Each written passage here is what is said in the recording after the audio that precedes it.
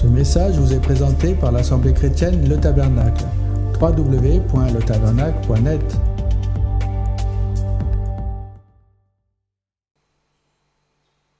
Or,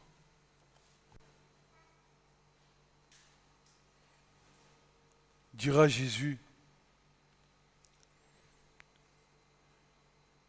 je ne fais pas seulement des demandes pour ceux-ci, mais pour ceux qui croient en moi par leur parole,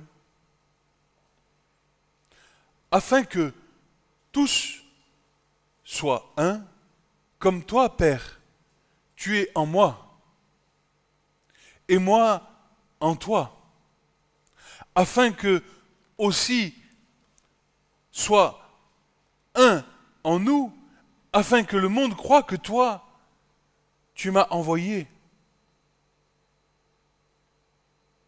Et la gloire que tu m'as donnée, moi, je la leur ai donnée, afin qu'ils soient un comme nous sommes un et moi en eux.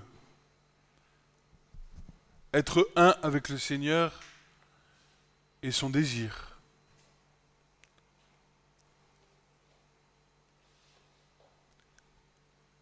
Un désir, un but ultime.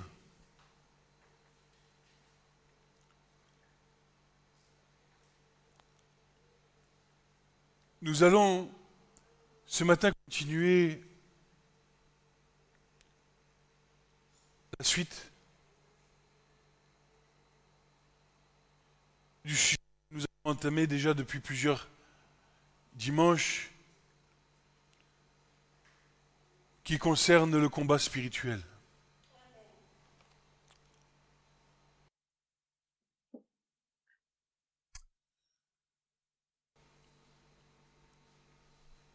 Je crois que l'Église, dans cette fin des temps, a oublié sa vocation.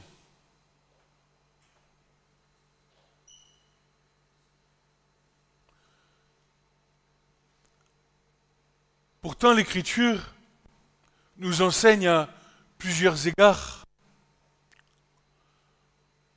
à commencer par Israël,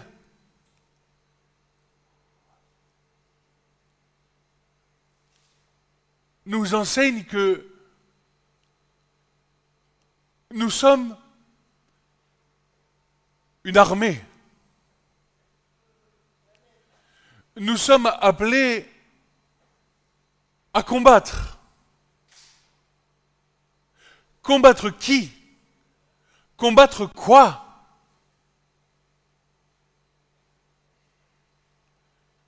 Nous sommes appelés à combattre le péché.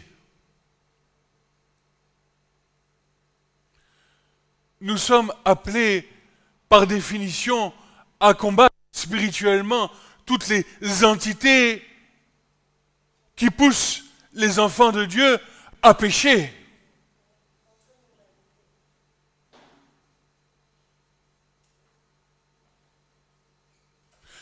L'Éternel va dire à son peuple, je suis l'Éternel des armées. Adonai Tsevaot.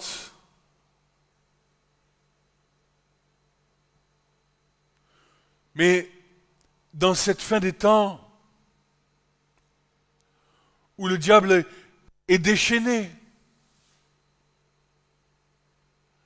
la perspective du combat spirituel de l'enfant de Dieu a quasiment disparu. Et cette perspective est le résultat de la séduction de l'ennemi sur les enfants de Dieu.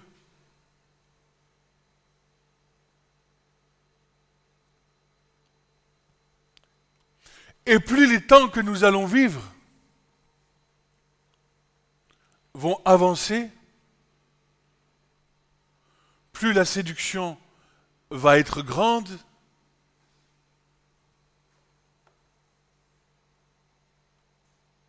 et plus la difficulté à résister au péché va être augmentée. Pourquoi?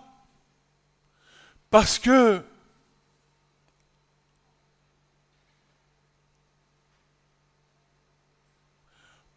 l'Église s'est assoupie.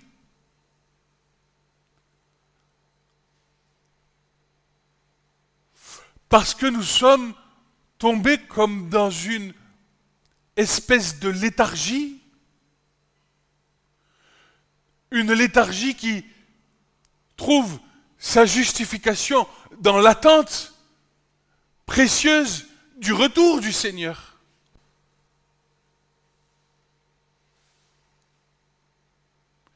Mais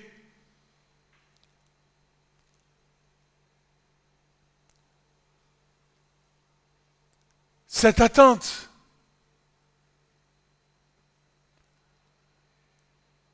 va être longue.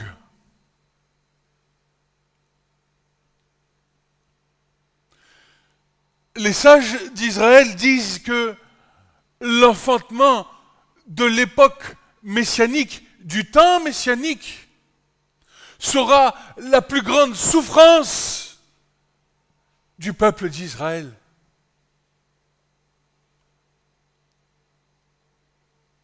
Et par définition, l'Église. Et Jésus, dans l'évangile de Jean, va nous donner une prophétie qui est en train de s'accomplir.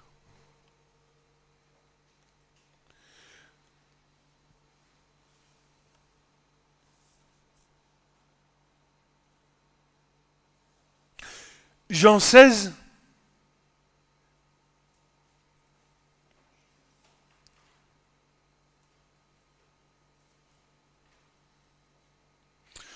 verset 17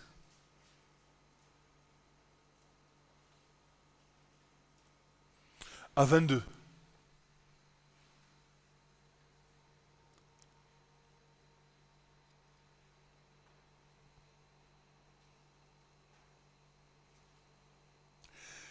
Quelques-uns, donc, d'entre les disciples se dirent les uns aux autres, « Qu'est-ce que ceci qu'il nous dit?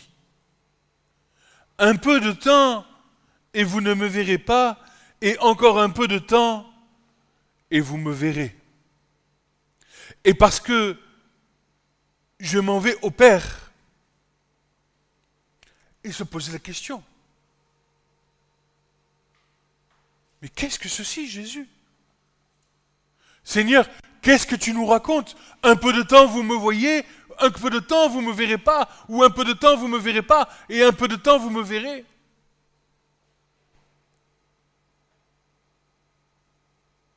Nous ne savons ce qu'il dit.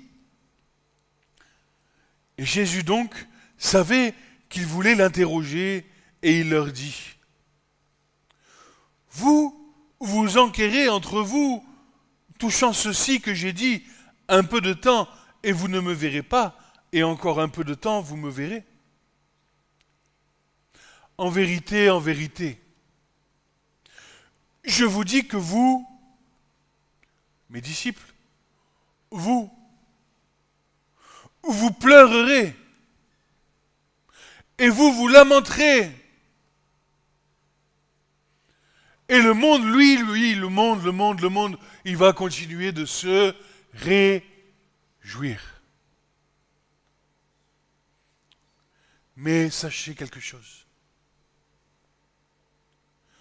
Votre tristesse sera changée en joie. La femme, quand elle enfante, a de la tristesse parce que son heure est venue. Mais après qu'elle a donné le jour à l'enfant, il ne le souvient plus de son angoisse à cause de la joie qu'elle a de ce qu'un homme est né dans le monde. Et vous donc, vous avez maintenant de la tristesse, mais je vous reverrai et votre cœur se réjouira et personne ne vous ôte votre joie.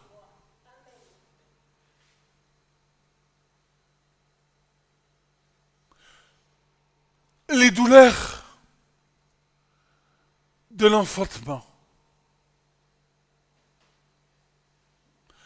L'enfantement du retour de Yeshua va être un temps de tristesse et de douleur.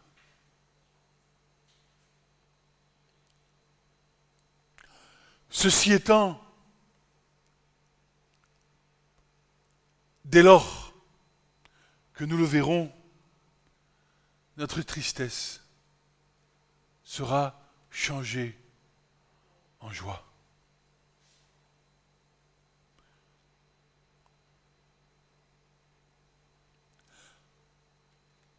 En entendant et parallèlement,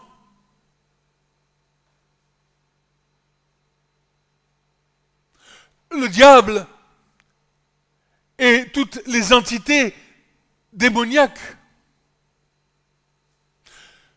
2 myriades, au minimum, œuvrent sans relâche dans le monde, mais aussi et surtout dans les enfants de Dieu. Oui, Jésus est vainqueur. Seulement et seulement si nous lui donnons la victoire.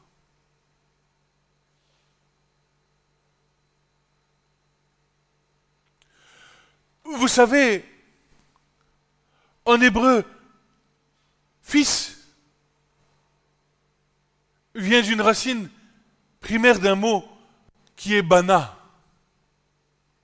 Et bana en hébreu, c'est construire. Cela veut dire qu'un fils de Dieu se construit. Il est construit par Dieu. Une construction, et mon frère Hugo le sait aujourd'hui, se fait sur la base de fondations. Jésus même reprendra ceci, que celui qui a bâti sa maison sur le roc ne sera point ébranlé. Alors que celui qui a bâti sa maison sur le sable, la mer, symbole des nations et de l'esprit du monde, lorsqu'elle viendra se fracasser contre la maison ne tiendra pas. Et toute l'écriture est remplie d'allégories comme celle-ci. De la même façon que Dieu a fait Bana avec Ève en tirant Ève du côté d'Adam.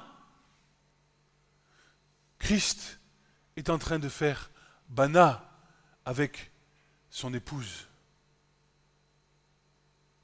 Il est en train de construire son épouse.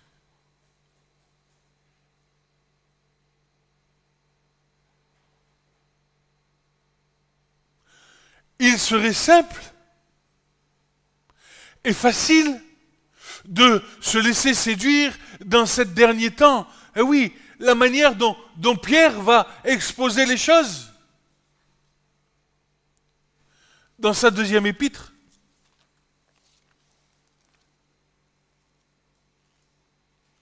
Pierre celui de qui Jésus a dit qu'il bâtirait son Église.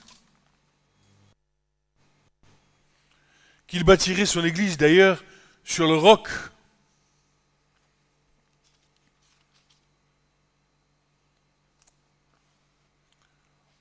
Pierre va nous laisser, dans sa deuxième épître au chapitre 3,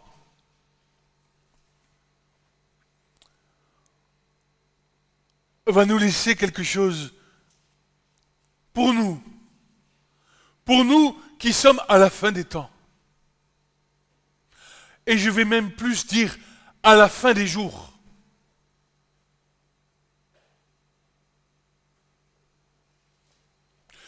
Je vous écris, déjà bien-aimés, cette seconde lettre, et dans l'une et dans l'autre, je réveille votre pure intelligence en rappelant ces choses à votre mémoire, afin que vous vous souveniez des paroles qui ont été dites à l'avance par des saints prophètes, et du commandement du Seigneur et Sauveur par vos apôtres. Sachant tout d'abord ceci, qu'au dernier jour, des moqueurs viendront marchant dans la moquerie selon leur propre convoitise, disant « Où est la promesse de sa venue ? Car depuis que les pères se sont endormis, toute chose demeure au même état dans le commencement de la création. Car ils ignorent volontairement ceci, que par la parole de Dieu, des cieux subsistaient jadis, et une terre des eaux subsistant au milieu des eaux, par lesquelles le monde d'alors fut détruit, étant submergé par de l'eau. » Ce que je veux viser ici, dans ces versets, c'est que à la fin des jours, nous risquons d'être séduits si nous ne prenons pas garde à la façon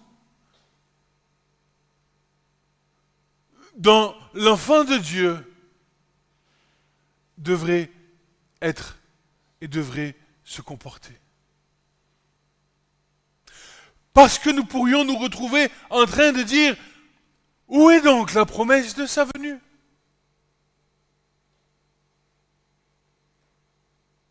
Ça tarde, ça tarde, ça tarde. Et le monde va de mal en pis, pardon. Et ça tarde, et ça tarde, et ça tarde.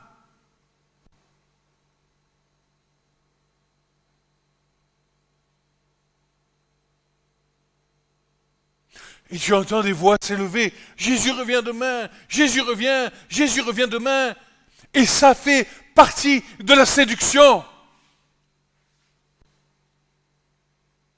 Parce que Jésus a dit lui-même à ses disciples, vous ne savez ni l'heure, ni le jour de mon avènement.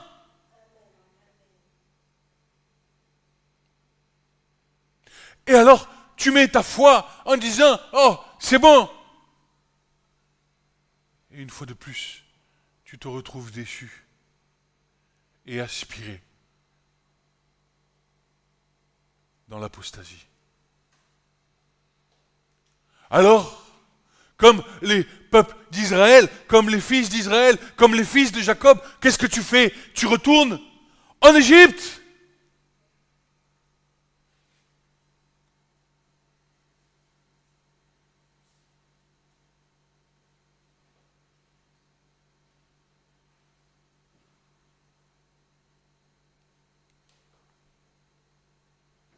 Au lieu de rester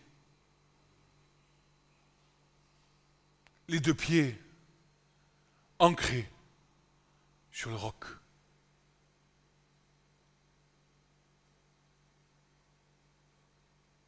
S'il te plaît,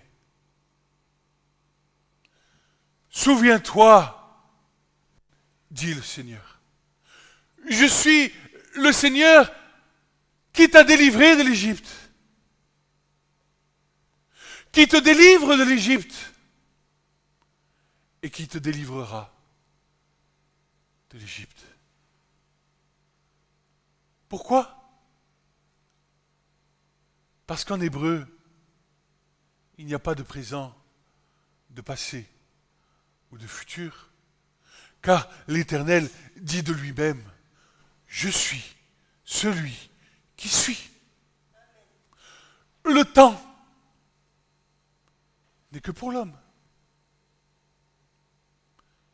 Dieu n'est pas inscrit dans le temps. Il est hors du temps. Je suis le même hier, aujourd'hui et demain.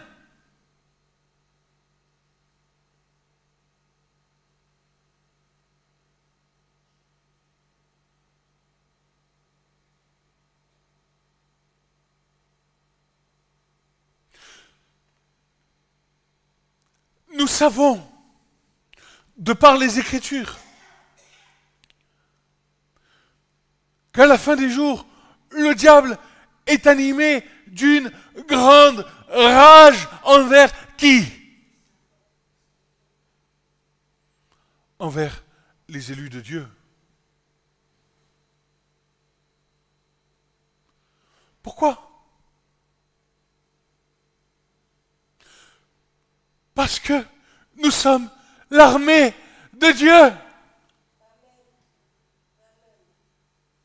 Et que nous sommes appelés à combattre contre le royaume des ténèbres.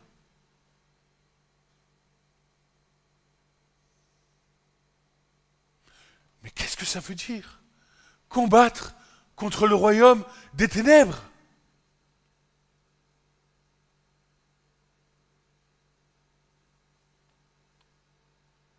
Ça veut dire avoir la victoire sur tes propres péchés.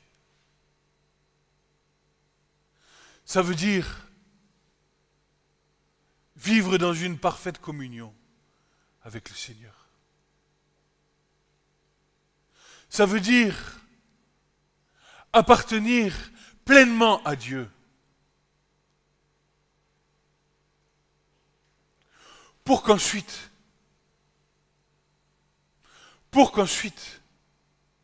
tu puisses aller à la conquête. À la conquête de Jéricho, à la conquête de Haï, comme Josué, pour aller détruire les forteresses qui tiennent captives les âmes dehors. Avec quoi? Avec ta propre pensée, avec tes propres paroles, avec tes sages doctrines, avec ta philosophie? Non. Avec la puissance de Dieu.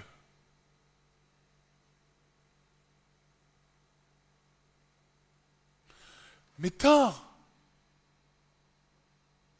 que dans la grâce de Dieu,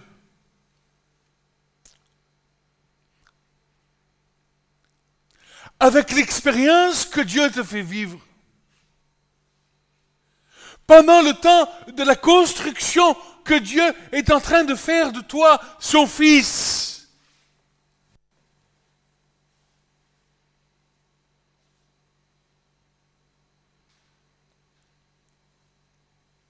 tu n'apprendras pas à mettre en pratique la parole de Dieu et ce qui te commande aujourd'hui.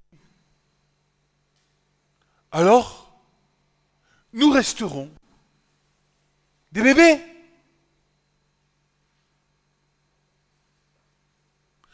Mais c'est dur.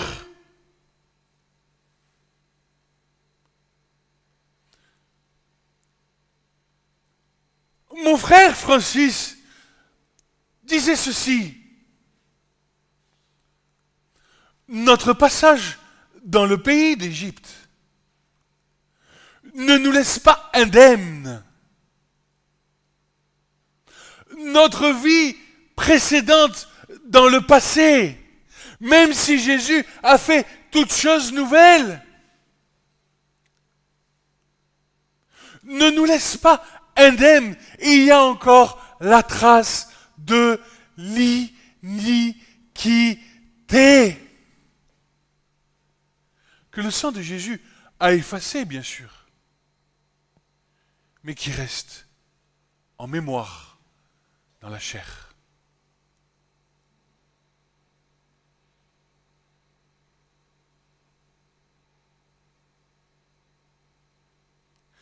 Et pour cela, et plutôt à cause de cela,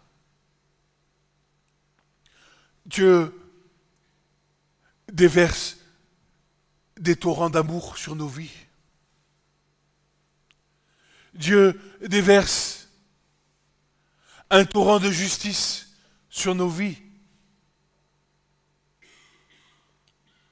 afin que dans sa grâce, nous puissions comprendre quelles sont les richesses de sa bénédiction, de nous avoir mis au bénéfice de sa grâce, et que nous puissions croître harmonieusement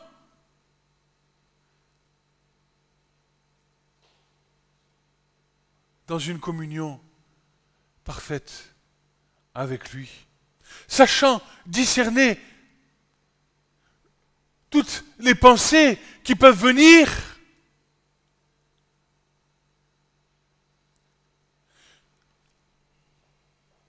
Je répète ce que j'ai dit il y a 15 jours, sans moi, dira le Seigneur. Vous ne pouvez rien. Mais pourquoi ? Mais parce que les puissances démoniaques du monde spirituel qui nous entourent sont bien plus fortes que nous.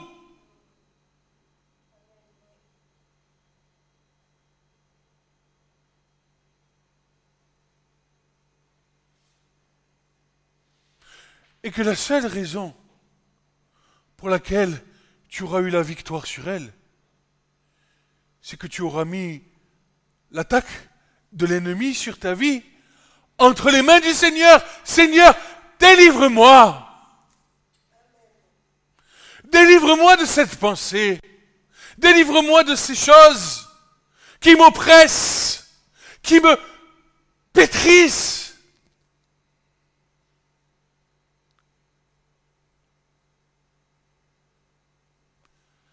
Mais si tu ne le fais pas, laisse-moi te dire que le Seigneur ne le fera pas. Il y a des choses dans nos vies, lorsque le Seigneur vient te chercher d'Égypte, qu'il brise et qu'il réduit à néant. Mais il va laisser des choses dans nos vies pour lesquelles tu dis, mais Seigneur, encore. Et oui, encore, oui, parce que tu comprends toujours pas ce que je t'enseigne.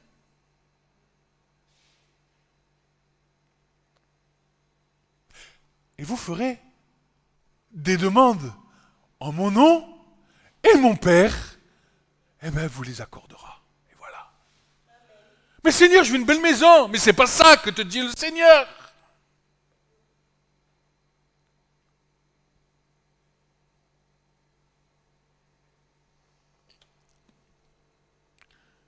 Le Seigneur te dit,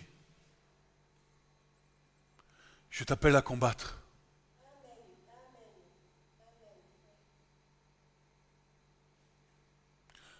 Et je suis le chef de l'armée.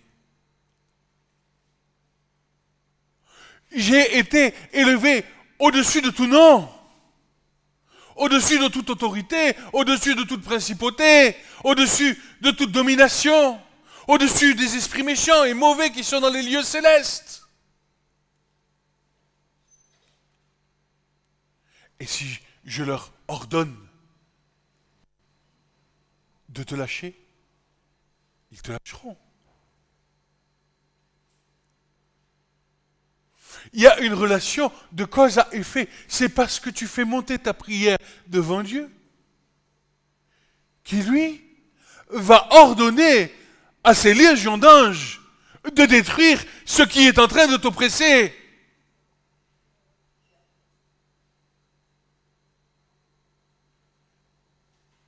Mais ne t'avise pas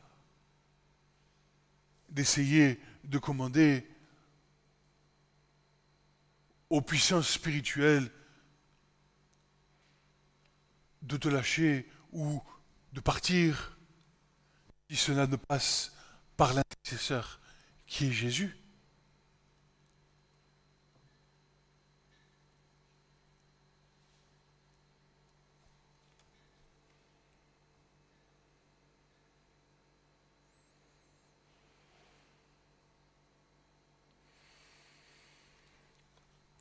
Comprenons que nous sommes dans un temps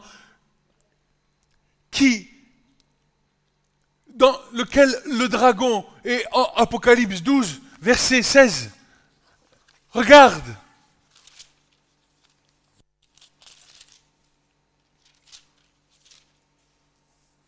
Le serpent lança de sa bouche de l'eau comme un fleuve après la femme, afin de la faire emporter par le fleuve.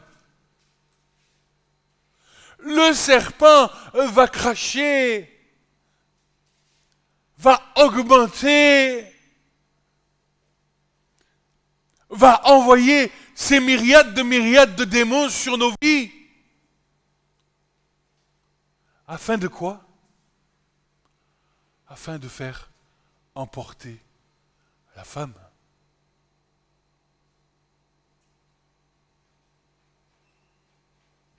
Et le dragon fut irrité contre la femme, elle s'en alla faire la guerre, et il s'en alla faire la guerre contre le résidu de la semence de la femme, ceux qui gardent les commandements de Dieu et qui ont le témoignage de Jésus.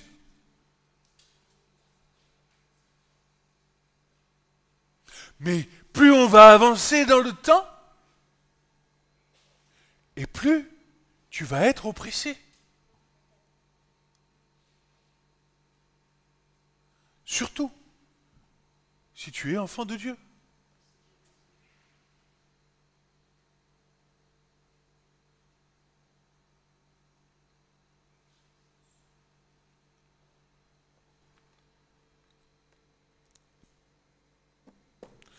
Dès la sortie de l'Exode,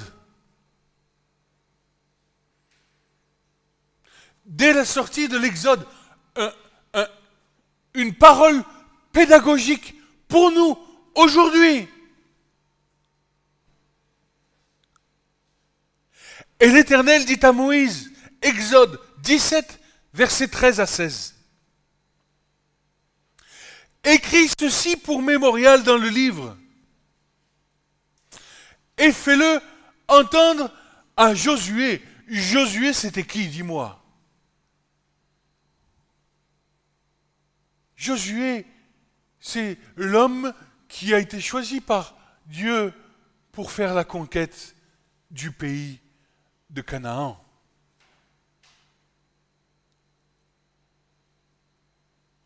Fais-le entendre à Josué que je vais faire quoi? Je vais effacer entièrement la mémoire d'Amalek de dessous les cieux.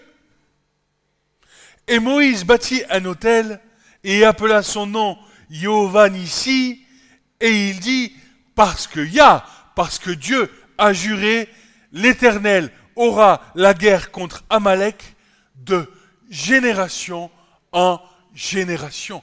Amalek dans une vie, Amalek dans la vie d'un être humain, d'un enfant de Dieu, ce sont tous ces combats personnels. Et Dieu aura la victoire.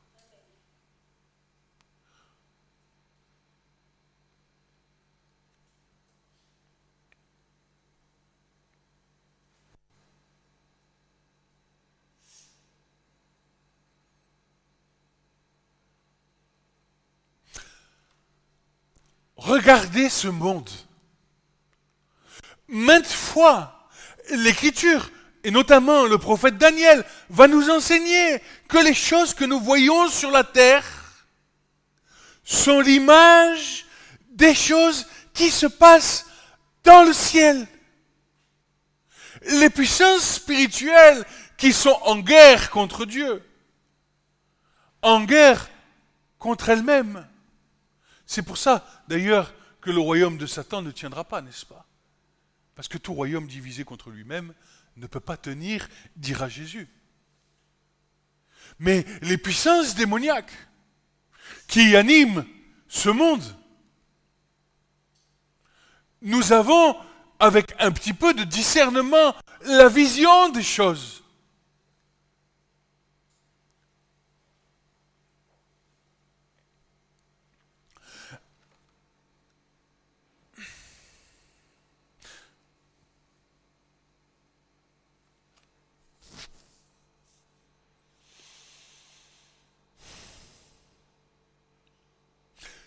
Paul dira, et c'est pour ça que Paul dira, ne vous conformez pas au siècle présent, mais soyez renouvelés dans votre intelligence pour connaître quoi? C'est la volonté de Dieu qui est bonne, qui est sainte, qui est pure, qui est parfaite.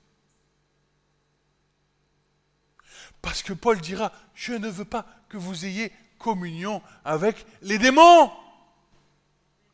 Je ne dis pas que toute personne que tu croises dehors a un démon. C'est pas ça que je dis. Ce que je dis, c'est que le monde dit que le monde appartient à ceux qui se lèvent tôt, mais la Bible dit que le monde appartient au prince de ce monde, qu'il gît sous la puissance de Satan. C'est pas moi qui dis. C'est Jean.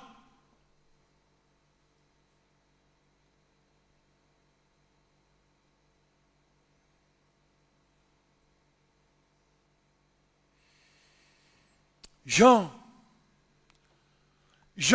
dans son épître, Jean, dans son épître, va nous donner quelque chose que quand je me regarde face à ça, je me dis, mais Seigneur, jusqu'à quand?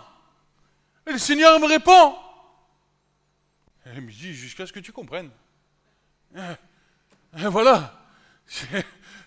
Ça dépend de toi. Jusqu'à ce que tu comprennes. Jusqu'à ce que tu mettes en pratique. Et jusqu'à ce que tu obéisses pleinement à ma parole. Pas un petit peu. Et ce temps, entre le moment où tu es enseigné de Dieu, ce moment où tu commences à mettre en pratique les choses de Dieu, et ce moment où tu acquiers cette maturation spirituelle, cette maturité, spirituelle, eh bien écoute, ça a duré 40 ans pour Israël dans le désert. Mais Dieu fait la chose, parce que nous sommes ses enfants. Et Dieu est un Père, un bon Père qui prend soin de chacun d'entre nous, qui prend soin de notre passé, qui s'en souvient, qui se souvient des choses par lesquelles nous sommes chacun d'entre nous passés dans notre enfance, et dans l'enfance de nos parents, et dans l'enfance de nos arrière-grands-parents et de nos grands-parents, se souvient de toutes ces choses. Et petit à petit, il coupe les liens et il brise les chaînes que l'ennemi a mis sur nos vies. Cela pourrait nous pourrions croire que cela se fait d'un seul coup. Dis-moi, si c'était comme ça, à quoi bon la grâce de Dieu? À quoi bon que Jésus, encore l'agneau immolé dans les cieux? Seulement, ouvre tes oreilles, ouvre ton cœur à ce que dit Dieu. Ouvre ton cœur à sa parole. Ouvre ton cœur à son esprit. Et si par hasard, tu entends la voix du salut. S'il te plaît, n'endurcis pas ton cœur. Car le jour du salut, dit l'Écriture, c'est aujourd'hui. Pas demain. Aujourd'hui. Parce que si le Seigneur retire ton souffle, sais-tu où tu iras?